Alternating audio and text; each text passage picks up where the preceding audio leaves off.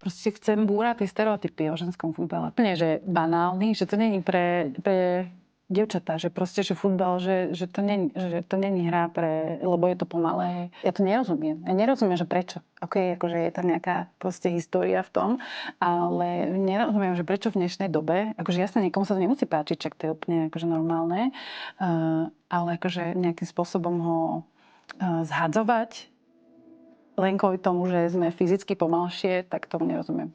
Ja som chcela približiť ten ženský futbal tými príbehmi osobnými a tak. A potom zavolal mi jeden producent, ktorý mi povedal, že a ty prečo sa tam nezveš nejaké veľké mená futbalové, mužské? A ja, že aha, že vlastne mohla by som, že mám tie kontakty. A tým, že mám tie kontakty, tak on mi akože zase ma nakopol a začala som to viac riešiť. A tým vlastne sa dá zviditeľniť ten ženský futbal. A ono to tak robí ako keby celý svet, respektíve v Anglicku to ide cez mužské týmy, ten ženský futbal.